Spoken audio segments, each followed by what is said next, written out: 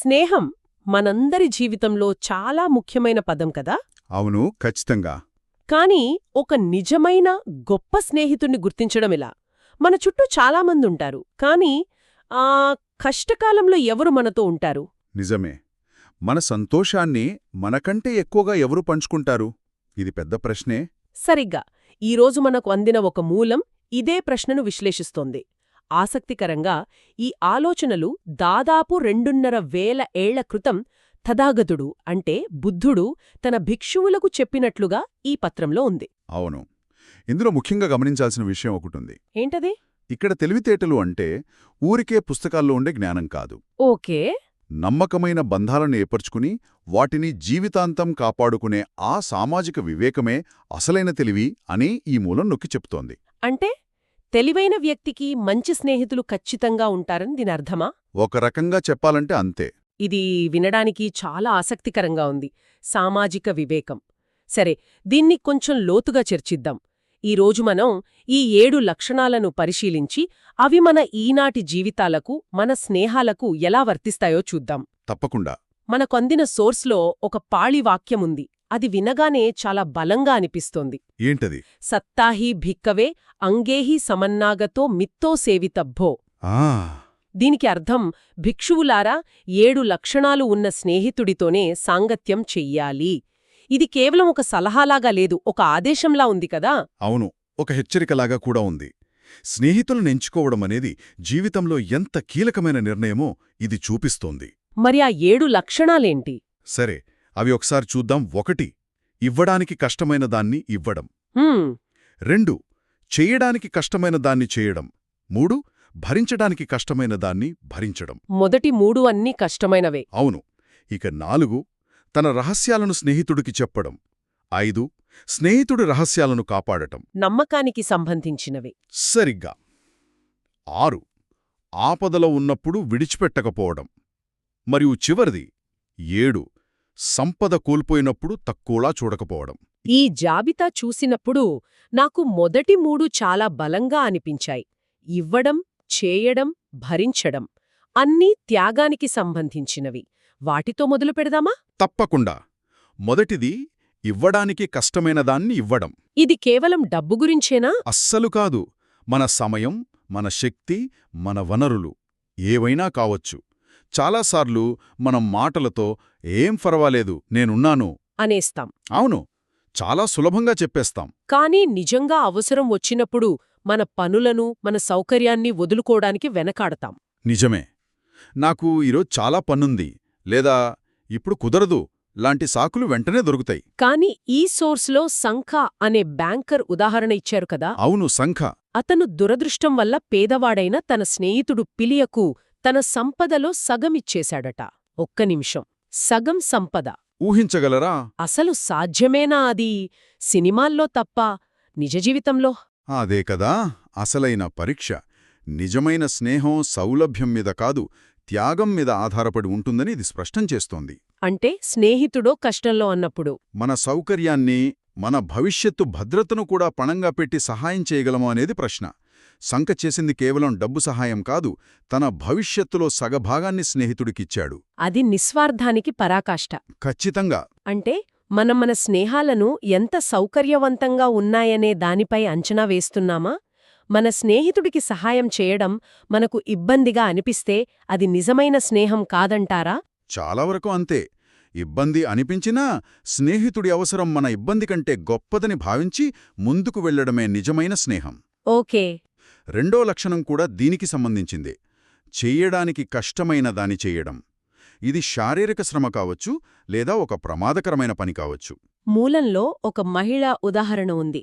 కష్టకాలంలో తనకు నీళ్ళిచ్చిన వ్యక్తిపై తప్పుడు ఆరోపణలతో మరణశిక్ష పడితే ఆ మహిళ తన పిల్లలతో పాటు అతనికి బదులుగా సేవకురాలిగా పనిచేయడానికి ముందుకొచ్చిందట. ఇది కేవలం కృతజ్ఞత మాత్రమేనా, లేక స్నేహమా? మంచి ప్రశ్న. కొన్నిసార్లు ఈ రెండిటి మధ్య గీత చాలా పలుచగా ఉంటుంది. అవును. ఇది కృతజ్ఞతతో మొదలైన స్నేహం యొక్క ఉన్నత స్థాయికి చేరుకుంది. ఎందుకంటే తన జీవితాన్ని, తన పిల్లల భవిష్యత్తును పణంగా పెట్టింది. అది కేవలం కృతజ్ఞతాభావంతో చేసే పని కాదు. కాదు, స్నేహితుడి కోసం ఎంతటి సాహసమైనా చేసే ధైర్యం అది. ఇక మూడవ లక్షణం. భరించడానికి కష్టమైన దాన్ని భరించడం అంటే మాటలతో వచ్చే నిందలు అవమానాలు. అవును. దీనికి అనాథపిండికుడు ఒక గొప్ప ఉదాహరణ. అతను పాపక అనే పేరున్న తన స్నేహితుడిని తన ఇంట్లో దాచిపెట్టి కాపాడాడు. నాకు ఆశ్చర్యం కలిగించిన విషయమేంటంటే పాపక అంటేనే చెడ్డవాడు కదా. అవును, పాపి అని అర్థం. అలాంటి పేరున్న వ్యక్తిని, బహుశా సమాజం వెలివేసిన వ్యక్తిని ఇంట్లో పెట్టుకోవడమంటే ఎంత పెద్ద రిస్క్. చాలా పెద్ద రిస్క్. అది కేవలం రిస్క్ కాదు, సామాజిక ధైర్యం. మన స్నేహితుడి కోసం సమాజం నుండి వచ్చే నిందను, అవమానాన్ని భరించడానికి సిద్ధంగా ఉండటం. మనం రోజూ లోకమేమనుకుంటుందో అని భయపడుతుంటాం. సరిగ్గా అలాంటిది సమాజమంతా ఒక వ్యక్తిని చెడ్డవాడు అని ముద్ర వేసినప్పుడు, లేదు అతను నా స్నేహితుడు అని అతనికి అండగా నిలబడటమంటే తన గౌరవాన్ని, ప్రతిష్టను పణంగా పెట్టటమే. అనాథపిండికుడు అదే చేశాడు. అవును. సమాజం నుండి వెలివేస్తారనే భయం ఎంత పెద్దది, అయినా అతను నిలబడ్డాడు. మనలో ఎంతమందికి ఆ ధైర్యముంటుంది? స్నేహితుడు తప్పు చేశాడని తెలియగానే బహుశా మనం ఫోన్ చేయడం కూడా మానేస్తామేమో. నిజమే. గొప్ప స్నేహితుడు స్నేహితుడి పనులను కాదు, వ్యక్తిని చూస్తాడు. పరిస్థితులు చక్కబడే వరకు అండగా నిలుస్తాడు. అతని పేరు, ప్రతిష్ట కంటే ఆ వ్యక్తికే ఎక్కువ విలువిస్తాడు. అంటే ఈ మొదటి 3 లక్షణాలు త్యాగం, సాహసం మరియు సామాజిక ధైర్యం స్నేహానికి పునాది ఎంత బలంగా ఉండాలో చూపిస్తాయి. ఖచ్చితంగా. సరే, త్యాగం, ధైర్యం గురించి మాట్లాడుకుందాం. కాని స్నేహం నిలబడాలంటే రోజువారీ బంధంలో నమ్మకం కూడా అంతే ముఖ్యం కదా. అవును, అక్కడికే వస్తున్నాం. 4వ లక్షణం తన రహస్యాలను చెప్పడం. ఒక్క నిమిషం, ఇది కొంచెం వింతగా ఉంది. ఎందుకని? పండితులు రహస్యాలు ఎవరికీ చెప్పొద్దంటారు. కాని గొప్ప స్నేహితుడి లక్షణం మాత్రం రహస్యాలు చెప్పడమా? ఇది కొంచెం విరుద్ధంగా లేదా? అద్భుతమైన పాయింట్. అవును, మొదటి చూపులో విరుద్ధంగానే కనిపిస్తుంది. మూలంలో కూడా పండిత మహోసదుడు ఎవరికీ రహస్యాలు చెప్పకూడదనే పేర్కొన్నాడు. అవును. అది సాధారణంగా చాలా మంచి సలహా. కాని గొప్ప స్నేహితులకు మాత్రం మినహాయింపు. ఎందుకంటే మన బలహీనతలను, మన భయాలను, మనం ప్రపంచానికి చూపించలేని మన చీకటి కోణాలను ఒకరితో పంచుకోగలగడం. అది స్నేహంలో అత్యున్నత స్థాయి నమ్మకానికి నిదర్శనం. సరిగ్గా చెప్పారు. అంటే నాలోని ఈ బలహీనత తెలిసినా కూడా నీవు నన్ను అంగీకరిస్తావు, నన్ను తక్కువగా చూడవు అనే పూర్తి భరోసాతో చెప్పడమన్మాట. అవును. ఇది స్నేహాన్ని చాలా బలహీనమైన స్థితిలో ఉంచుతుంది కదా, ఆ నమ్మకం విచ్ఛిన్నమైతే. అవును, అందుకే ఇది చాలా పెద్ద అడుగు. కాని కొన్నిసార్లు స్నేహితుడి రహస్యం మనకు పెద్ద భారంగా మారే అవకాశం లేదా? దాన్ని ఎలా బ్యాలెన్స్ చేయాలి? ఆ రహస్యం చట్టవిరుద్ధమైనది అయితే, లేదా వేరొకరికి హాని కలిగించేది అయితే. ఇది చాలా క్లిష్టమైన నైతిక సందిగ్ధత. ఈ పత్రం ఆ ప్రశ్నకు సమాధానమివ్వదు, కాని ఆ నమ్మకం ఎంత లోతైనదో చూపిస్తుంది. దానికి కొనసాగింపుగానే 5వ లక్షణం వస్తుంది: స్నేహితుడి రహస్యాలను కాపాడటం. అవును, రహస్యం చెప్పడం ఎంత ముఖ్యమో దాన్ని కాపాడటం అంతకంటే ముఖ్యం. ఎందుకంటే రహస్యం చెప్పడం నమ్మకాన్ని చూపిస్తే, దాన్ని కాపాడటం ఆ నమ్మకానికి మనం ఇచ్చే గౌరవాన్ని చూపిస్తుంది.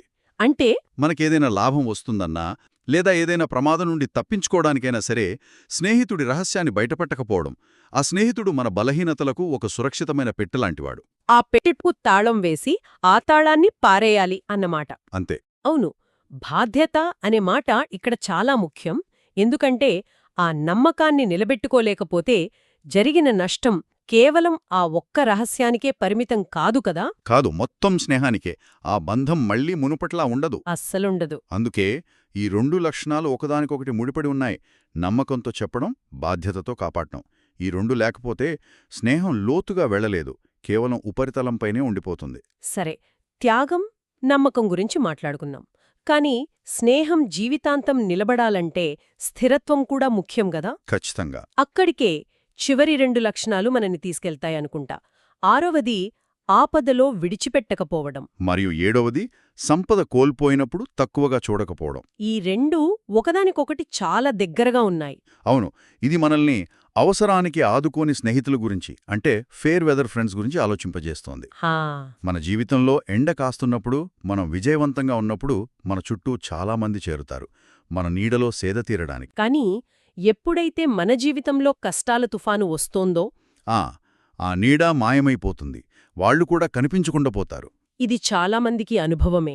కాని ఒక గొప్ప స్నేహితుడలా కాదు. ఆపద వచ్చినప్పుడు మరింత దగ్గరవుతాడు. నేనున్నాను అని చెప్పడమే కాదు, చేతల్లో చూపిస్తాడు. 7వ లక్షణం కూడా అంతే. ఒక వ్యక్తి డబ్బు, అధికారం, హోదా కోల్పోయినప్పుడు స్నేహితులు కూడా దూరమవుతారు. అవును. ఎందుకంటే చాలామంది స్నేహం చేసేది ఆ వ్యక్తితో కాదు, ఆ వ్యక్తికున్న హోదాతో, డబ్బుతో. అక్కడే అసలైన స్నేహం యొక్క విలువ బయటపడుతుంది కదా. ఖచ్చితంగా. ఒక గొప్ప స్నేహితుడి విశ్వాసం, గౌరవం పరిస్థితులతో మారవు. వారు మనల్ని మన విజయాల కోసం కాదు, మనం ఎలాంటి వాళ్లమో దానికోసం ఇష్టపడతారు. అందుకే మనం సంపద కోల్పోయినా, హోదా కోల్పోయినా వారి దృష్టిలో మన విలువ తగ్గదు. ఇది సమానత్వానికి సంబంధించింది. స్నేహమనేది ఇద్దరు సమానుల మధ్య ఉండాలి. ఒకరి సంపద పెరిగినంత మాత్రాన లేదా తగ్గినంత మాత్రాన ఆ సమానత్వం దెబ్బతినకూడదు. అంటే కష్టకాలంలో మన పక్కన నిలబడటమే కాదు, మన ఆత్మగౌరవాన్ని కూడా కాపాడుతారు. సరిగ్గా చెప్పారు. మనల్ని తక్కువగా చూడకుండా మనకు ధైర్యం చెబుతారు. వాస్తవానికి ఇది వినడానికి సులభంగా ఉన్నా ఆచరణలో చాలా కష్టం. ఎలాగంటారు? ఒక స్నేహితుడు ఆర్థికంగా పూర్తిగా చితికిపోయినప్పుడు అతనికి సహాయం చేస్తూనే అతని ఆత్మగౌరవం దెబ్బ తినకుండా చూసుకోవడం, అది ఒక కళ. నిజమే. అది కేవలం డబ్బివ్వడం కాదు, మానసిక ధైర్యాన్ని ఇవ్వడం. ఈ పరిస్థితి తాత్కాలికమే, నువ్వు మళ్ళీ నిలబడగలవు అనే నమ్మకాన్ని ఇవ్వడం. అవును. ఈ చివరి 2 లక్షణాలు స్నేహంలో స్థిరత్వాన్ని, బేషరతు ప్రేమను సూచిస్తాయి. కాబట్టి మనం చూసిన ఈ 7 లక్షణాలు ఉదారత, కార్యాచరణ, ఓపిక, పారదర్శకత, విశ్వసనీయత, నమ్మకం మరియు సమానత్వం ఇవన్నీ ఒక గొప్ప స్నేహానికి పునాదిరాళ్లు లాంటివి. ఇది కేవలం ఒక జాబితా కాదు, ఒకరినొకరు ఎలా చూసుకోవాలో, ఒక బంధాన్ని ఎలా కాపాడుకోవాలో చెప్పే ఒక మార్గదర్శి. అయితే ఈ విశ్లేషణలో ఒక ముఖ్యమైన అంతర్దృష్టి ఉంది. అవును, దాని గురించి మనం ఆలోచించాలి. స్నేహం అనేది కేవలం సరైన వ్యక్తిని వెతకడం మాత్రమే కాదు. ఈ 7 లక్షణాలను మనలో మనం పెంపొందించుకోవడం కూడా. సరిగ్గా. ఇదొక నిరంతర అభ్యాసం. మనం ఇతరుల నుండి ఈ లక్షణాలను ఆశించినప్పుడు మనం కూడా ఇతరులకు అలాంటి స్నేహితులుగా ఉన్నామా అని మనల్ని మనం ప్రశ్నించుకోవాలి. సరిగ్గా చెప్పారు. అంటే మనం మంచి స్నేహితులను కోరుకుంటే ముందు మనం మంచి స్నేహితులుగా మారాలి. అంతే.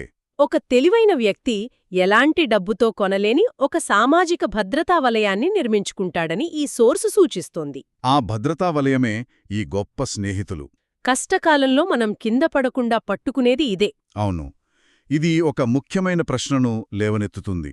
ఈ 7 లక్షణాలను మనం మన స్నేహితులను ఎంచుకోవడానికి ఒక కొలమానంగా చూడటమే కాకుండా మనం ఎలాంటి స్నేహితులుగా ఉన్నామో మనల్ని మనం అంచనా వేసుకోవడానికి కూడా ఉపయోగించుకోవచ్చు. అవును. అంటే మన స్నేహితులు మనలో ఈ లక్షణాలను చూస్తున్నారా, మనం ఇవ్వడానికి కష్టమైన దాన్ని ఇస్తున్నామా, వారి రహస్యాలను మన ప్రాణం కంటే ఎక్కువగా కాపాడుతున్నామా? వారి కష్టకాలంలో సమాజమంతా వారికి వ్యతిరేకంగా ఉన్నప్పుడు మనం వారి పక్కన ధైర్యంగా నిలబడుతున్నామా?